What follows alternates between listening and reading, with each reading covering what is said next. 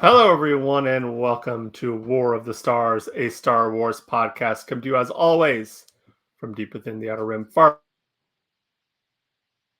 beyond the watchful eyes of the Galactic Empire. Joining me, as always, are my two wonderful co-hosts. Oh yeah, that's me, Garrett K. Jones here. And And Brian Kresick, also, I'm the less wonderful one. well, as far as I'm concerned, you guys are both equally wonderful. Again, thank you for holding down the fort while I was on vacation. And yeah. Honestly, I'm not sure how this episode is going to go. A lot going on in my life. If you haven't heard, I posted all over social network. This past week I lost my grandmother to a battle with dementia, and yeah, it's always weird to lose a family member.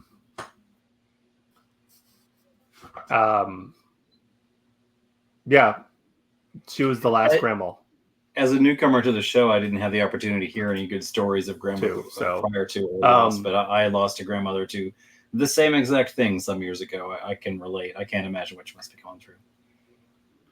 You know, my biggest thing that I can say that is good in all this is she passed before she lost all of her memory. That is good. She was able to still remember. Was not my experience. Yeah, her mom, had the same thing and lived to be almost 100. And so that was kind of a blessing in disguise. But yeah, just for those of you who may not know, I'm adopted. And the grandmother who passed was my biological grandmother, who I didn't actually meet till I was in my 20s. And just an amazing woman. Graduated from the University of Illinois. Went through on a full ride scholarship as a member of the Daughters of the American Revolution. Just smart, elegant, sophisticated. Just very, very, very. I don't know if she knew anything. I mean, I'm sure she knew Star Wars existed, but I don't believe she was a fan or anything like that.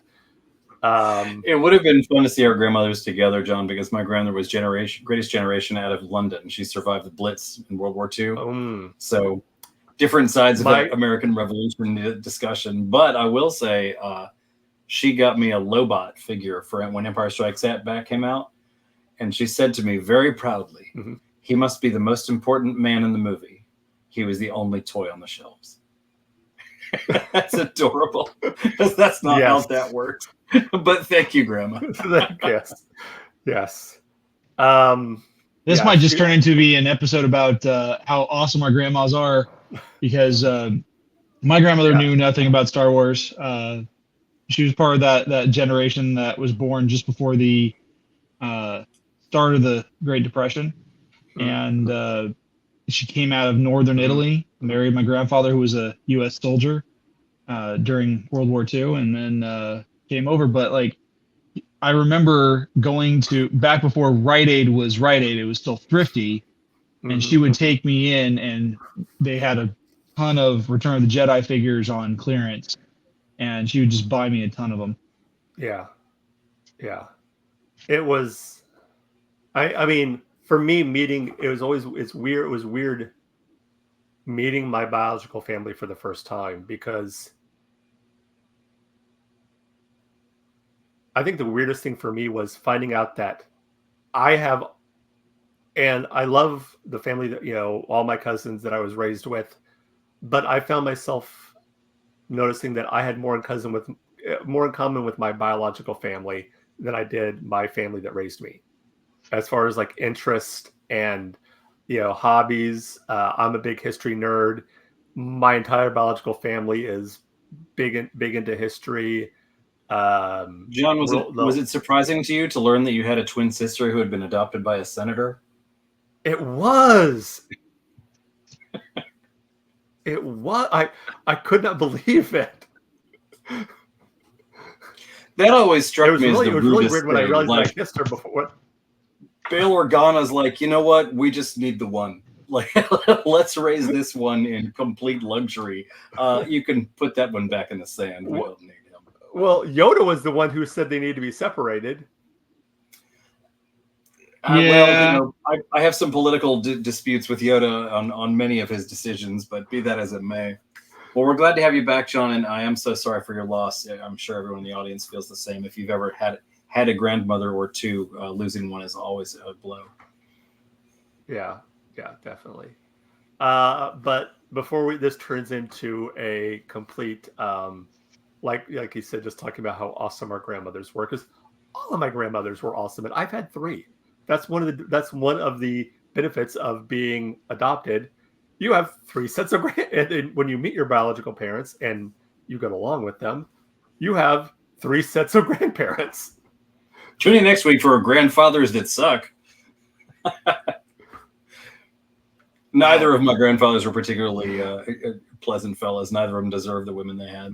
I only knew one grandfather, so. Well, I knew one until I met my biological family. My grandpa on my mom's side was a railroad worker. Fought in the war. That's what he did in the war. He was an engineer on transport trains in France. And my dad's father, he passed in like the 1950s, so I never met him. My dad's father flew Spitfires for the Royal Air Force in World War II, and when I was younger, he would take me out in the woods of Little Rock of Arkansas and tell me stories about fairies and the goblins and trolls of Czechoslovakian mythology. And then when I was 14, he took me to a mall and forgot he brought me and left me there for 7 hours. And by the time because their number was unlisted, I didn't know it. So I had to call my mom, collect from the phone in the mall, and he had to go back and get me. And he was mad at me for that. Yeah. So he didn't speak to me for 14 years. My grandpa, crazy grandpa. My biological grandpa was he got his degree in journalism. In fact, I'll have to find it and show it to you guys sometime, but I have a picture and a video of him in 1959. It'll be the 1959-1960 election, interviewing then Senator John F. Kennedy. Oh wow! On the campaign trail. Speaking of senators, he got to interview Kennedy, Nixon, and Truman at different times. Yeah, really cool. Speaking of senators, the movie that we are covering for this week's episode features quite a lot of them, several hundred in fact, including some that might be Spielbergian in origin. Yeah, that's a funny one. Yes, I get that. I understand that. Yes, we are doing our end of the month Star Wars movie review, and I have to confess something. There's a lot going on today. My wife has not been feeling good, so I've been kind of taking care of the kid and stuff like that. So I was only able to watch about half of this movie today. Well, you've had 25 years to watch it. I've watched it a few times. I have watched this movie a few times. Just checking. Spoiler alert. Not as much as some other movies, but this was the movie that just launched decades of Star Wars hate. In my mind, Episode 1 was like the movie that made it okay to hate actors for what they did in a Star Wars movie. It's the movie that drove Ahmed Best to near suicide. It's the movie that arguably drove Jake Lloyd to a number of breakdowns of any degree. And it's painful to look back on what we were expecting and then what we got. But I think 20 years down the line is very much like going to high school. I have terrible memories of high school, and yet I'm Facebook friends with half the people I went to school with. I didn't like you people 20 years ago, but in hindsight, you weren't so bad. So I think that movie's the same. I think there's an interesting dichotomy of what people expected. It seemed to me like a lot of Star Wars fans expected to be consulted. Like they were literally angry that what they wanted the movie to be about, it wasn't about that. And then they were personally offended by that. Yeah. That said, I love these films. I'm a big fan of the trilogy. Attack of the Clones is my least favorite, but I'll watch it over any Star Trek movie any day. No offense, Star Trek. It's just not my thing. Yeah. I'm kind of the same way. Like I wasn't really sure why people got so bent out. I mean, I get Jar Jar Binks was kind of an obnoxious character, and I get he was geared for the youngin, just like the Ewoks were. And growing up, I mean, I was 1 when Return of the Jedi came out, so Ewoks and I are fine. Although I still have a little bit of glee that I get when I play through the DLC expansion for Force Unleashed Part 2, and you get to punt Ewoks. It's hilarious.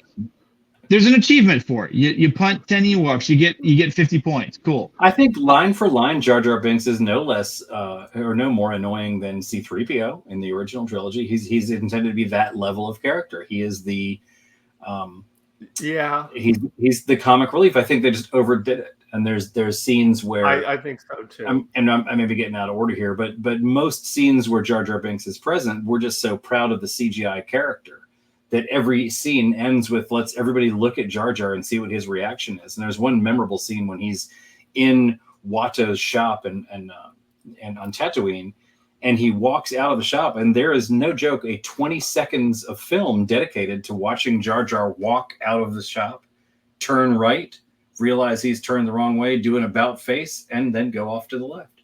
Meanwhile, 3 Oscar caliber actors are staring into space watching a tennis ball bob through the room. I think it was just overdone, but in hindsight, that's not on my best. That's on George Lucas. No. Yeah, definitely. I think, I mean, while the CGI hasn't aged quite as well as some other projects that came out around the same time, I think for what it was for pushing the technical aspects of film, which is something that Lucas has always been known for doing, I think it did a great job. And that's just from the technical side of things. While just looking back through how the story plays out, it's really kind of cool when you go back and you rewatch the original trilogy, and then you watch the Phantom Menace, and you see things that were there from the very beginning. Like, and I'm sure you guys have seen the supercut of Alec Guinness talking about his fondness for Anakin, and they're intercutting it with scenes from the prequel trilogy, and you see just how much more nuance it gives that story. And I'm like, this wasn't poorly written. I think the focus on the politics was not executed well, but I think it does a great job of showing us just how bogged down in bureaucracy, and even Palpatine giving a nod to Brian and his specific fandom. The whole thing, like, it plays off this idea that the thing that worked for Palpatine and against everybody else was playing the bureaucracy against itself. Yeah. And I was thinking about this today. I don't think that the Darth Sidious thing could have worked as well. Watching through at least the first half of it this afternoon was how terrified Viceroy Gunray and basically everyone was of the Jedi. Like, that, for some reason, that just struck me. Like, at this point in their history, the Jedi were something you did not trifle with. You did not mess with them, and their reputation. They had this reputation of they're demigods. They are the protagonists of first-person shooters in a real world. There's nothing they can't do, and there's nothing you can do against them. I also like how terrified the Neimoidians are of Darth Sidious. There's a great scene in the Darth Plagueis novel where Sidious introduces himself to Gunray by sending him a fancy bird and then almost killing the bird via the Force across intergalactic distance. and it terrifies Gunray. I was just going to say, I don't think that Darth Sidious could have gotten away with it if it weren't Neimoidians, because I think Neimoidians being stereotypically arrogant and xenophobic. I think if there were humans running the Separatists, I feel like they would have known, hey, isn't that guy, he looks just like Palpatine, right? Like, no, he's wearing a hood. Meanwhile, the Neimoidians are like, all humans look alike to us. We don't get it. But there is a serious Clark Kent Superman situation going on there. Like, where'd he go? I love that moment. I think we talked about this previously, but I like the moment when he's introduced, because if you didn't know the character's name when you're introduced to Ambassador Palpatine. Oh, he's Senator at the time. So thank you, Senator. When you're introduced to him, you don't know who that is, and I had forgotten that anybody didn't. And I remember being outraged in 1999, like, it's the same actor. How could you not get that? But most people in the group I was with were like, who's that guy? Why is Brian laughing? Yeah, I mean, I got the my Go ahead. Oh, I said my mom figured it out, and she's not. I remember watching it for the third time in theaters with my mom, with my family, because I went by myself the first couple of times, and finally my parents were like, "Oh, sure, I'll go." And at the end of it, there's that scene where they talk about, the which, there's always two Sith, which one was defeated. And then she says, "Oh, it's Palpatine. It's the Senator." Had no idea who any of these characters were. Good job, Mom. Maybe. It didn't help that the camera goes right. I was like, two there are, 1, 2. Always two there are. Makes right. Only two. Yeah, and it cuts right to camera, just focuses in right on Palpatine. Yeah, star wipe to Palpatine. That's a good one. I always thought it was interesting. It's not a complaint against the movie, but I do think it would be fun to see a storyline where the Sith are actually trying to hide, right? Like Maul says, "At last we will reveal ourselves to the Jedi," but you're wearing the costume. You've got the red lightsaber. Like, you couldn't be more Sith-like if you were wearing a T-shirt that said "Jedi suck, Sith rule." Like, I'd like to see a Sith who engages a Jedi in combat dressed as a Jedi with a yellow lightsaber. Like, why do we have to cosplay it? That always, it goes back to the old, from the 80s. What things I'd do if I were an evil overlord. Maybe don't invest in all of the evil aesthetic. Like, keep the suit. Palpatine would have been great with all the blue and silver stuff, still being evil. I think, though, with that, you have to go back with Lucas and kind of his inspiration for all of it, of the old serials, and this idea of good guys wear white, bad guys wear black. You have to have this very distinct difference between it's true to source material, and obviously I dig it. I mean, you should see my office. I'm no complaint about the evil aesthetic, but I do think that was one of the more interesting aspects of the novel Dark Disciple.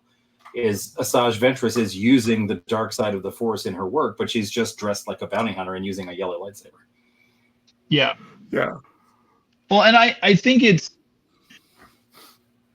was especially considering the fact that Lucas originally developed his stories as kids' stories. He wanted them to be family friendly for the most part, and kids tend to think of things in very, very concrete ways, very black and white, right and wrong, good versus evil. And so having those characters detailed like that in those schemes was actually incredibly important for the archetyping that he was doing in the storytelling.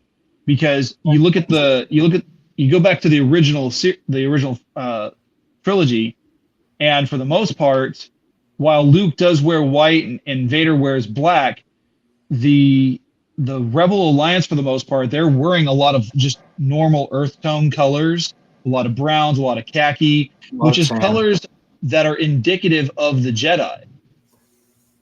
But they also wear like a lot of grays and a lot of greens, especially as you get I mean, they're always wearing something that imbues the environment that they're in. So like on Yavin, they're wearing more browns and stuff like that.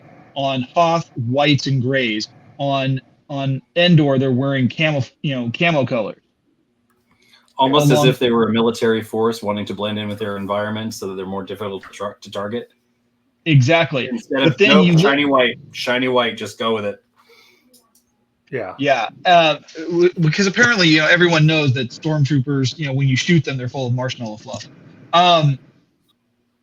But it gives that specific archetyping that made it easy for kids to understand who the good guys were, who the bad guys were. And while for us as adults, we're looking at more modern Star Wars and liking the middle ground that takes place, we're looking for the more nuanced characters and the nuanced storytelling, where we like seeing those shades of gray. For kids, it's important for them to be able to identify who the hero is and who the villain is. I remember being well into Empire before I was certain that the stormtroopers weren't robots. Like they are presented as dubiously human, and I think that's on purpose. It's just like you watch the old G.I. Joe cartoons. It's nothing but constant firefights, and no one is ever hit. But so we're gonna hit a stormtrooper. And speaking of G.I. Joe, if you ever notice, every time a helicopter gets shot down, ostentatiously parachute. Like we absolutely know it. Yeah. And that had to do with the old censors in the 1970s and 80s. But the other thing is, if you think about it, and we see this happen later on in the prequel trilogy, but the stormtroopers are made to be dubiously human because it kept them from being treated as human. They were disposable, just like the clones, just like the droids. It's just a different kind of disposable. Yeah. But cutting back to to episode 1, I think one of the things that is highlighted best is the fact that, going back to what you guys were saying about being out in the open, Palpatine, for the most part, is operating out in the open.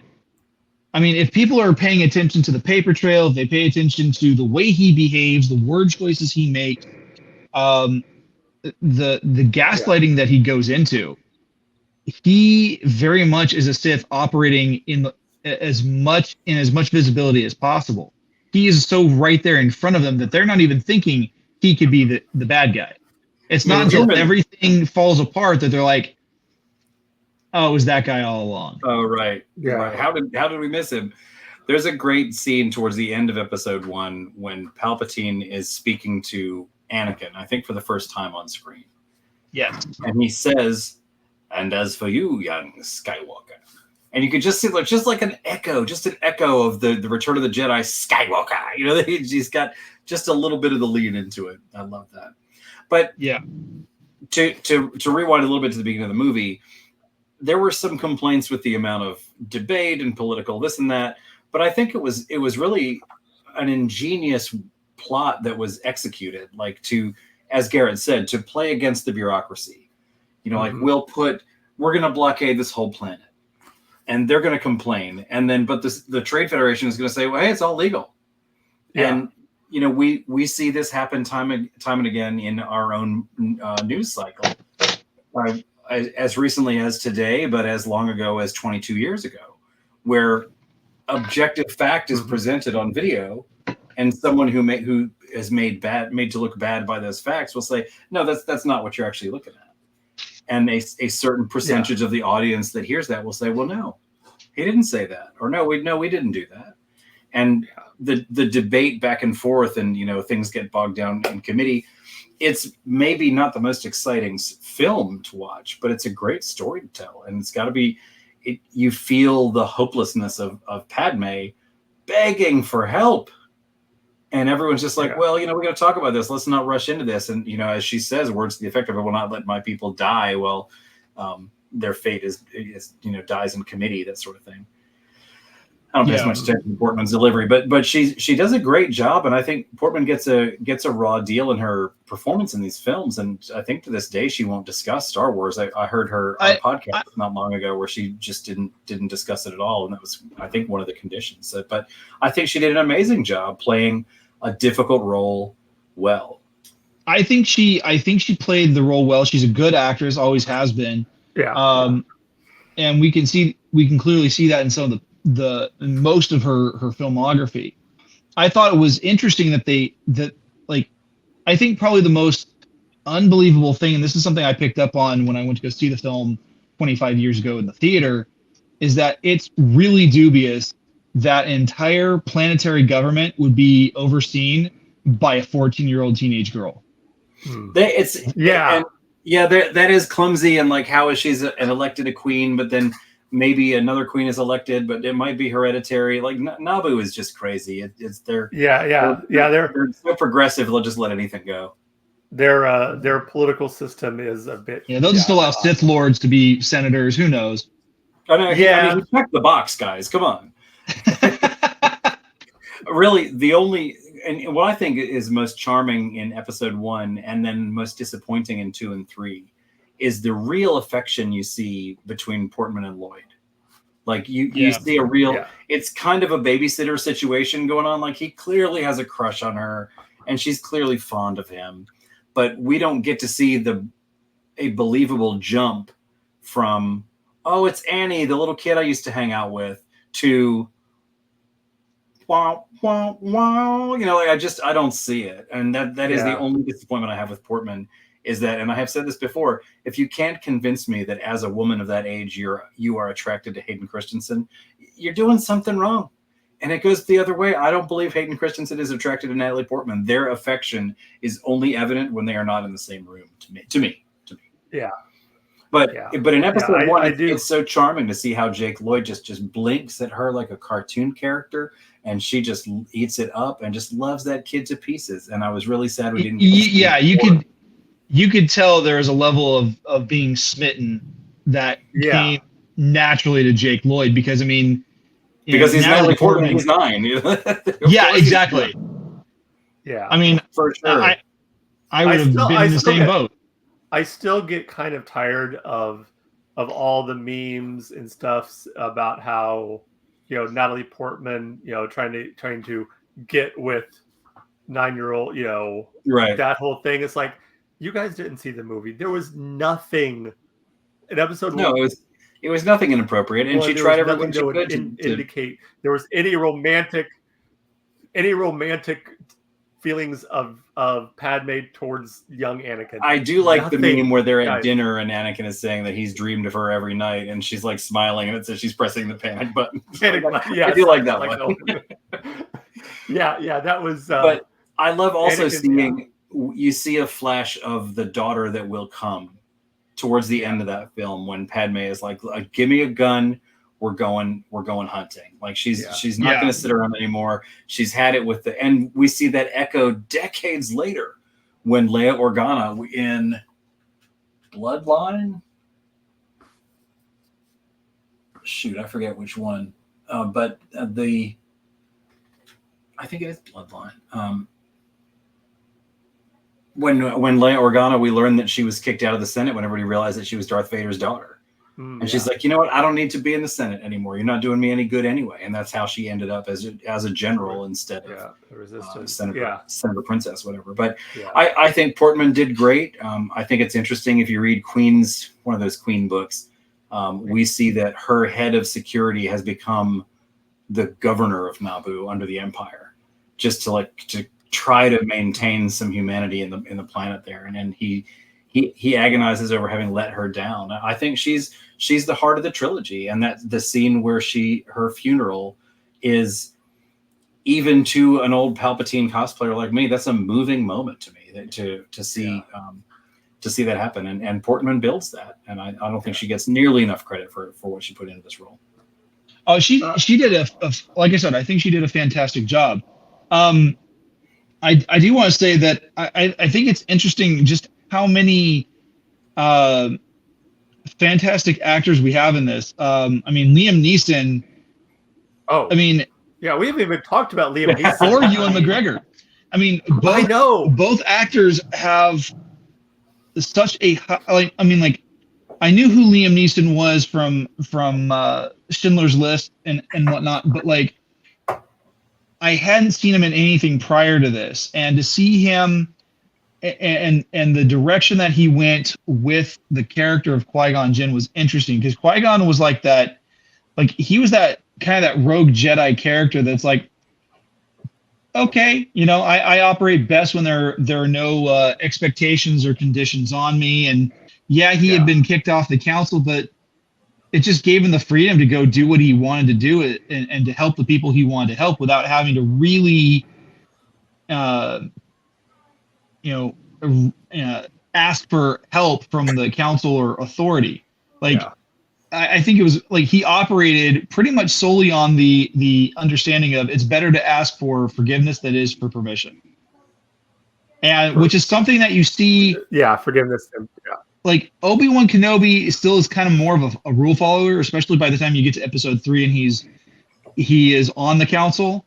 But that same mentality that Qui-Gon operated with is the same one that you see Anakin develop over the course of his career as a Jedi. Yeah. I would love to see the alternate telling of Anakin as Qui-Gon's Padawan. That would be really cool. Qui-Gon is yet another character that had to be removed from the board to clear the way between Anakin Skywalker and Darth Vader. Because I think if Qui-Gon had been present, if Anakin had not been trained by a brand new ex-Padawan, like they're like, cut off Obi-Wan's braid and here's your Padawan. And by the way, this Padawan is too old and the most powerful one we've ever seen. And for all we know, was conceived by the dark side itself. But sure, give it to the new guy. So I think if Qui-Gon had been even just alive for that, I think it would have been different. Yeah.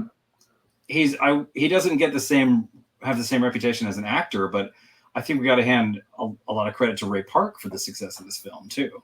Yes. I was really disappointed that all we saw of Maul was episode 1, because you guys remember the marketing for this film was nothing but Maul's face and Maul's saber, everything. Yeah. Like, Slurpee cup toppers, popsicles.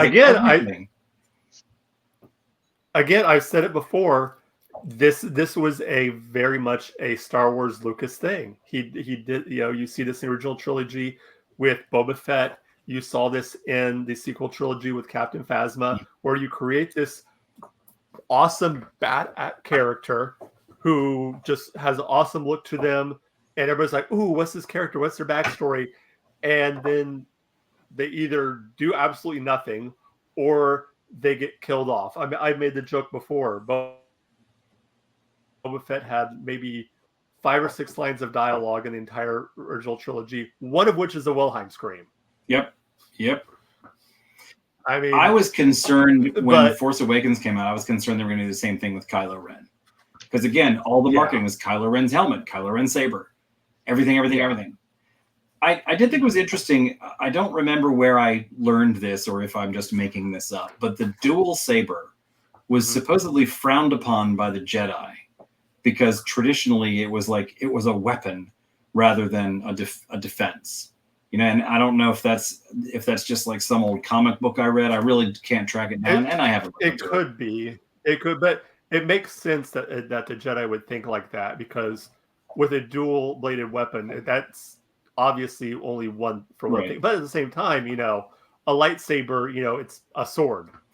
Well, it is what hard are to you sword for? Right. Yeah, it is hard to get around that. And the irony is that there were Jedi Sentinels who stayed at the temple all the time to guard the temple, and they had the long. They're almost like pike sabers, because they had the longer handle, but some of them actually had the double-ended saber. I did not know that. Whatever lore I'm reading from is definitely before the prequel trilogy. So, because they show it.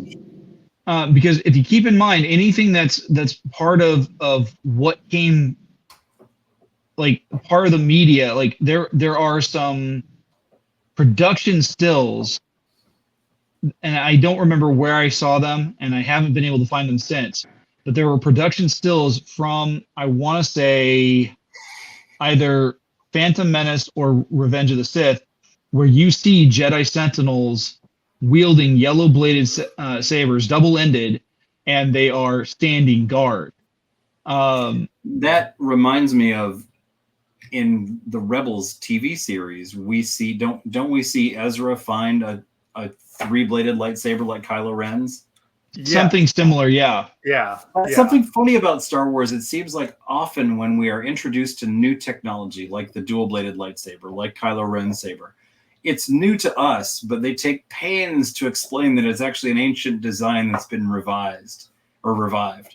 And it's like there's nothing new under the sun. And I've always found that interesting about Star Wars, because like we are seeing the same lightsabers, the same droids, the same hyperspace that has been extant in the galaxy for 10,000 years. There's just no technological development past the stuff that Lucas came up with in 1977. And well, it's kind of interesting because you look at traditional fantasy, and there's a reason why fantasy stories typically take place in a medieval setting. And the reason for that is because if you have something set in like an Earth-like environment, like Middle Earth, there's a reason why they don't develop firearms and cannons, is because you have things as dangerous as dragons and cave trolls. You don't need that kind of armament when you've got magic at your disposal. In Star Wars, it makes more sense to have blasters and cannons and stuff like that because there's a lot of space battles. It's kind of hard to do a whole lot of fighting with a lightsaber in space.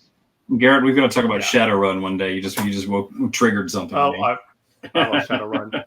Anyway, that's for another podcast. Of course. And you just hit on a couple things I want to get back to. One thing I want to get back to in a minute, but is the technology in this movie, because that's one thing I thought was really interesting.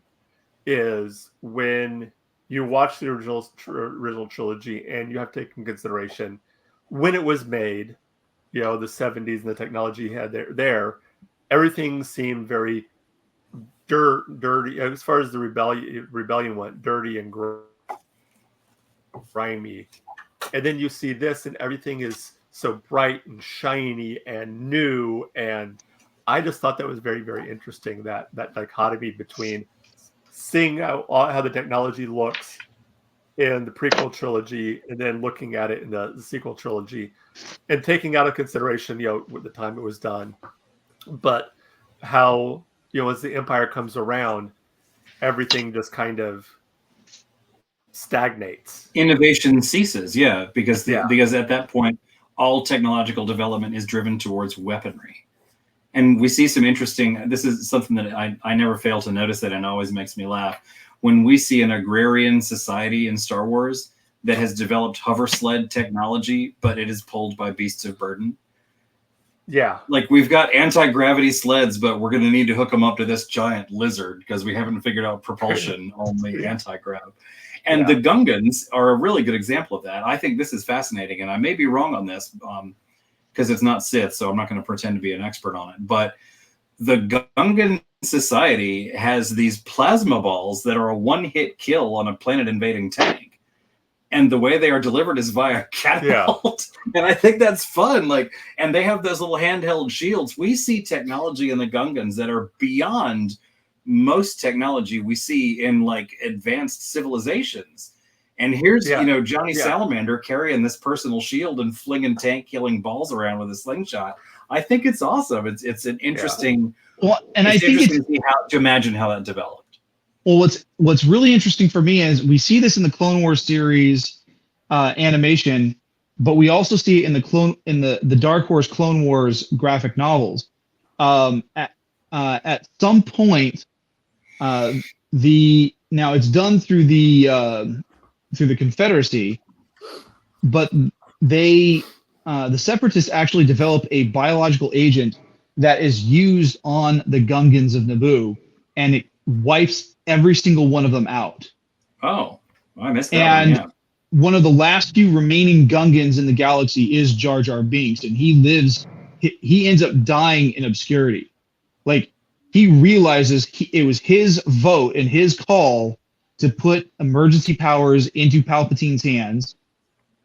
And we meet him in Chuck Wendig's trilogy. I don't know if you've read that one. I have not. The Aftermath trilogy. We do meet him, and he has great shame over that. Yeah, and he lives in this shameful obscurity and kind of in a self-imposed exile. But his people have been wiped out, and their technology is no longer a threat to the galaxy. Because if you imagine obviously, they were used to using ion cannons, which are essentially like targeted EMPs, but those only did so much damage to temporarily knock a ship out of the path of another star cruiser or something like that. Those plasma orbs that the Gungans had developed, those things could have taken out an entire ship and prevented it from ever being usable again. The only trouble is swinging around fast enough to get them into orbit. But I mean, could you imagine if they were being kept on a star cruiser and then launched? Yeah. Oh my God. I love seeing callbacks to the prequels. Like now, this many years out, I think a lot of the people who said they hated the prequels now have something else to hate, perhaps, but also maybe have just aged out of it. But while we've grown up complaining about the prequels, a generation behind us has grown up loving it. That's their Star Wars. Yeah, and I loved seeing the Mandalorian get that Naboo starfighter. I really was excited about that. I really liked seeing that was really cool. Anakin's pod racer engine in the Mandalorian. And my favorite, I don't know if you've read the novel, but Captain Phasma's armor is silver because she has cannibalized Palpatine's Nubian shuttlecraft. I did not realize that. Yeah, that is it's specified in the Phasma novel that she takes armor sheets off of that thing and takes these sheets to a fabrication plant, and where she feeds sheets of the starship armor into this machine, and it comes out with it's like a vacuum molder. I don't know if for the cosplayers in the audience. Funny story though, after she makes her armor out of starship plating, she then dies after falling into a hole. So it's not the best armor ever, but be that as it may. True. Yeah, armor does tend to weigh you down a little bit. Yeah. Well, we're kind of getting close to our time. Can we talk a little bit about the score? Absolutely. Let me just say this. Bum, bum, bum, bum, bum, bum, bum, bum, bum, bum. That yeah, absolutely. That movie is that's classic Star Wars movie. That Duel of the Fates. If you think Star Wars music, it's either the Imperial March or Duel of the Fates. Yes. Yeah, and I'm kind of the same way. And I remember getting the soundtrack. I was on a school trip my junior year of high school, and it was just around the time. Look at him go, folks. He's adorable. Yeah, I know. I'm the youngin' of the group at this point. But yeah, I picked up a copy of it around the time that the movie was coming out. I thought it was a fantastic CD. And it was like a 2-disc set. And I listened to that thing for a full year and a half, and taking it with me actually to overseas to Japan, and listening to that soundtrack on loop fueled the writing for my first book. That's great. I sat there listening to Duel of the Fates and every variation of that, whenever they would repeat that refrain of music in some of the other pieces, I would listen to it, and I was choreographing fight scenes or action sequences to that. The opening fanfare, and the main credits at the end. Again, I use that to write scenes, and so it was so cool to be able to have that, because for myself and a lot of other writers, music fuels the creative process as much as anything else. I saw two cosplayers duel as Anakin and Kenobi at Celebration 17 in Orlando. They were dueling as Kenobi and Anakin, but they were also a cappella singers. So as they were dueling, they were singing the Duel of the Fates, and I'm like, "Where is my? Where? Someone video this! Mine's in my pocket." Oh, but it was nice. great. They didn't do a long stretch of it. It was very well received. One thing I remember is the hype for episode 1, even before it came out, because me and Brian can really attest to this. We hadn't seen Star Wars, new Star Wars in theaters since Return of the Jedi. It was 16 years. The only thing we've gotten close, yeah. And suddenly it's coming. I remember seeing the trailer. I remember going to the movie, a different movie, specifically just to watch the trailer. Yeah, because we heard the trailer was coming out. I want to say Mighty Ducks. I remember buying a ticket to a movie and watching the preview and then leaving after the preview. Yeah. And just being so, and then this is one thing I've said this time and time again on this show before, that I missed, that the sequel trilogies didn't have, that I missed about that I loved about the prequel trilogies, was waiting in line, getting there, and people camped out overnight. That the hardcore, I didn't do that, but getting there and waiting for, you knew you were going to be there for hours, but you didn't care. You were going to be there for hours, but you were going to be hanging out with 1,500 of your best friends you haven't met exactly and just going there, and it was a very comic book shop vibe. Like I think any one of the three of us could walk into a comic book shop and have a 2 to 3 hour conversation with whoever is working there or any patron until we are asked to leave. And absolutely. The movie theater line is you never asked to leave. I stayed in Orlando. I stayed up overnight in line to see the preview for Last Jedi. That was that trailer dropped during that celebration. And I agree with you, John. I did go to every one of the prequels on opening night for a 10 o'clock or midnight showing. And I was in costume, and for most of them were doing podcast presentation for another. What was interesting was the feeling that I got. I can still remember the feeling that I got.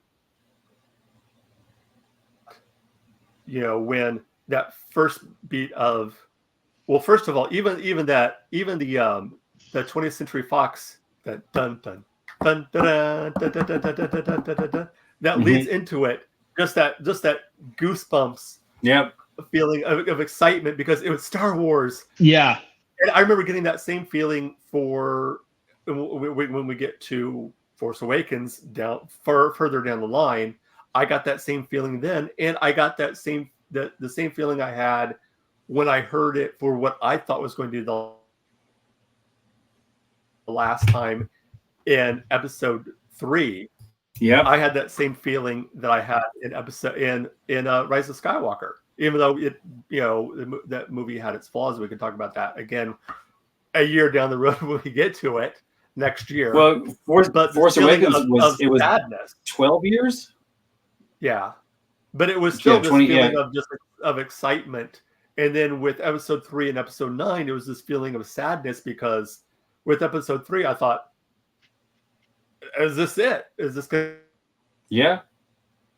I thought that was exciting because episode 9, it was like, my favorite thing about seeing the prequels is it was the first time in my life I was watching Star Wars movies that I didn't know how they were going to end. Yeah.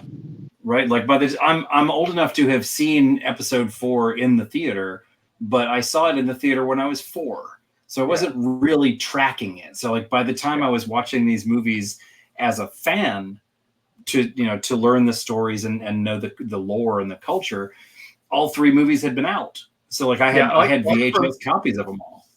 For me, people have always asked this, when was the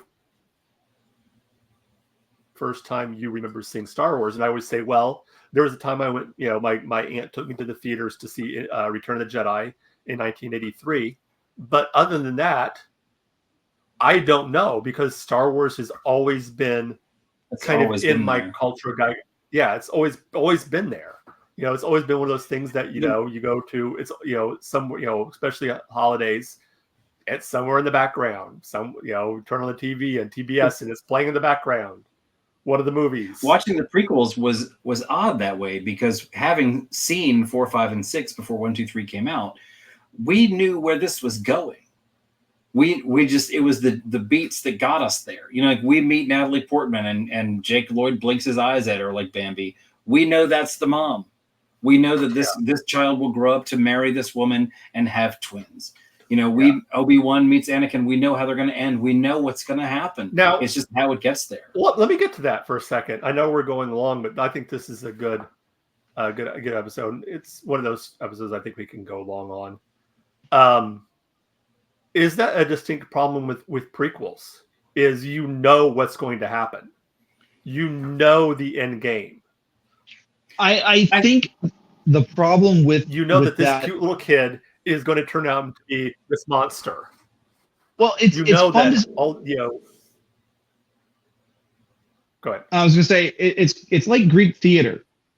The Greeks were always great about, they wanted to know what the plot of the story was going to be, but they also want to see it unfold.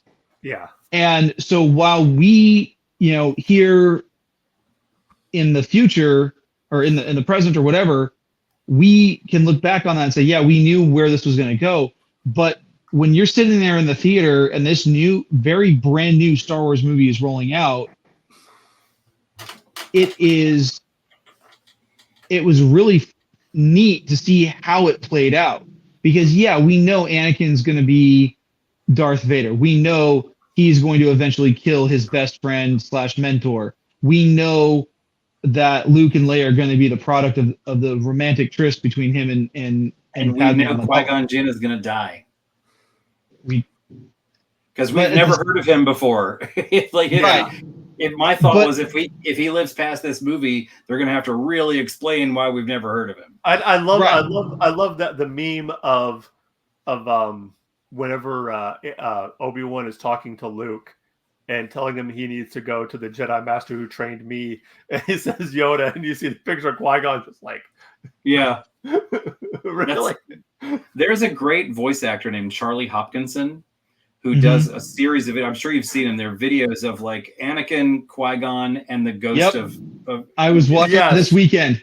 Right, it's so funny. I still he started doing deep fakes. He didn't always do deep fakes on the faces, but he's a couple of years ago he started doing deep fakes. So he does an amazing one thing job. I appreciate about Ewan McGregor and his Obi-Wan was the fact that he talked about watching every Alec Guinness movie there was, and just so he could mimic the voice and mimic not the tone and how he talked and how he said hello. Do you know Ewan McGregor inspired me to do that exact same thing with Ian McDiarmid? I was like, that is genius. I've watched interviews with McDiarmid because there are speech patterns. McDiarmid is a Scotsman who grew up in England, who performed in London, who is from Coruscant. There's a lot of blending there. But McGregor is a joy in these, and I was so happy to see him come back to the Kenobi show. I love his work in episode 1, and I love the pain on his face. Again, it all comes down to the acting. I knew Qui-Gon was going to die, and I knew Kenobi was not. But in that moment of Duel of Fates, you forget that. If you're a willing participant in the suspension of disbelief, you forget that you know where this story's going, and if you just let yourself give into it, it's a much better movie than if you read it saying, "Oh no, he shouldn't have done that. That's not my movie." I mean, if you decide to like the movie, it's got a lot. There's a lot of treasure there. But if you just decide not, you're going to find it. I watched it back on May 18th, before we decided to do the reviews, and the date that I did that was around the weekend and the anniversary weekend of the movie coming out 25 years ago. And I sat down with my best friend. And the reason why we became best friends in the first place was because he invited me to go see the film on opening night. He had an extra ticket, couldn't find anyone to go with him. And I'm like, man, I would kill to go see that movie, but I'm grounded. The guy went up to my parents. I hadn't even introduced him to who my parents were. He had no idea. He had like someone else I knew point out my parents. And he lawyered my dad, who himself is a lawyer, into letting me off grounding for one night to see this movie. Oh, that's great. Yeah. And for 25 years, we've been best friends. And rightly so. Marry that guy. I'm not going to marry that guy. Not our thing. But the fun thing was that, like, my friend is more of a Trekkie than he is a Star Wars guy, but he enjoys science fiction and fantasy for what they are. But that's the thing that got us locked in. And as we were watching it last month, I made this comment, this connection. And I'm like, there's a lot of things in this movie that I'm looking back on now, and I'm like, it was way better done than I gave it credit for back then. Yeah. I think and this is a drawback that any Star Wars movie has had since 1983, is that Lucasfilm cannot make a movie that comes out new that also comes out when we are 8. Yeah. Yeah. Yeah. Or in my case, 1. Look at him go, folks. Look at that smooth skin. He can probably see color and smell things. Yeah. Hey. I smell sound just like anybody else. Yeah, fair enough.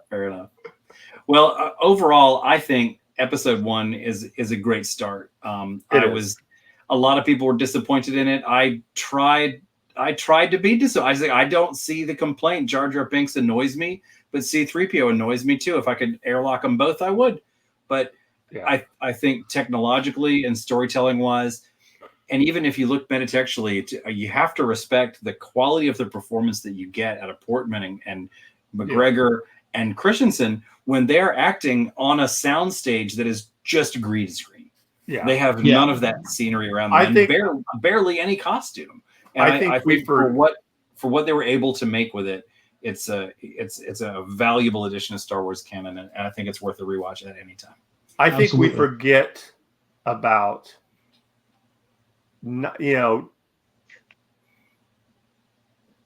taking out of consideration, there's always the joke about how bad Lucas was at dialogue, but we forget that of just how good of a storyteller Lucas was. Lucas was a master storyteller, and I think the prequels are a testament to that. To how good of a storyteller he was. And that's the thing, is he focused on the story. Yeah. It was interesting. This is a bit of trivia that I didn't realize until kind of going through and realizing that this was the first, episode 1 was the first movie he directed since episode 4. Oh. Because he didn't direct Empire or Jedi. And he did a bunch of, like, even though he was heavily involved in like the Indiana Jones movies, he never directed them. Spielberg did. I think that has always been the ideal role for him, because some of the best Star Wars movies were not directed by George Lucas. Come up with the produced by, come up with the basic story, but if you ask 100 Star Wars fans what the best movie is, I think 90 of them would say Empire. Probably, yeah.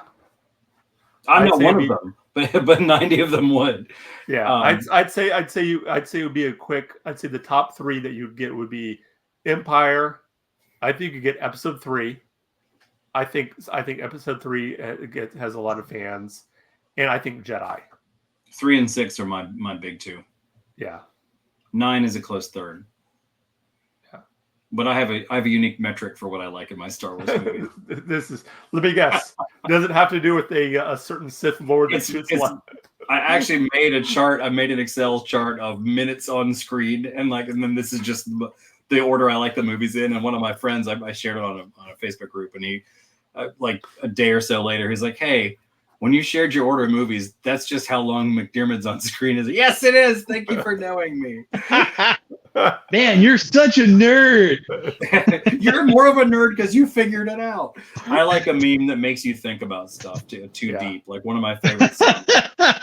just to before we wrap up here, one of my favorite memes is I took a picture of K2SO from Rogue One, and then I put the same picture 4 times, and I captioned this potassium hydrochloride, because K2SO4 is potassium hydrochloride. So if you can't, yeah, exactly, Garrett. So like that requires a level of research that nobody should ever want to put into a meme. Like, why is this guy? I'll send you another one, Garrett, that I cross over the Marvel Universe, Stargate, Star Wars, and Forrest Gump all in one meme. I think you're gonna like it. Oh my gosh. Well, and 80s pop culture. On that note, let's wrap up things here today. Garrett, where can the people find you at? Well, you guys can find me on Instagram and X at GKJ_publishing, where I talk about my book series, The Archives of Distinct Reign. There's 5 books in that ongoing fantasy series. You can also find me on YouTube. Just search for GKJ Publishing. I have a show called The Right Way, where we talk book recommendations, author interviews, and creative writing tips. I just had an episode come out this last Saturday, the 22nd. I have a new episode coming out on July 6th. And then just 3 weeks after that, I'll be wrapping up the season 6 that I'm doing with the 2nd annual Righties Awards. Nice. Brian, what about you? I am one of the administrators of the Sith Library and Archives on Facebook, and I encourage anyone to come by and check out a well-curated collection of Sith art, culture, and philosophical discussion.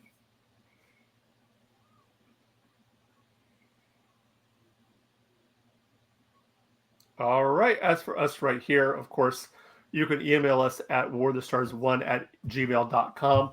We're on Instagram at War of the Stars, and also our handle on X is at War of the Stars. YouTube is at SWChild. That is where you can find my other show, Star Wars Through the Eyes of a Child, where we will be building this. Is one of the next things we're going to be doing. We're going to be going through a build, and hopefully we can actually do it without breaking it. That's always my building skills aren't always that good. We are, of course, a part of Geek News Now. You can find GNN at on a Spotify and YouTube. Just search Geek News Now Official. Remember that official. That was the only place you could find the official GNN and all the shows on there. Let's see. What else do we got? If you want to support the show, Ko-fi.com/War of the Stars, or you can get the cool merch that we have over there at spreadshirt.com/shop/War of the Stars. That is about it. Again, thank you guys for showing up. As always, we always say, remember, this is not just my Star Wars. This is not just your Star Wars. This is our Star Wars. Until next time, may the Force be with you. Musical Jar Jar Binks. Trendy tagline to follow. Number 5 alive. Oh, yes. A short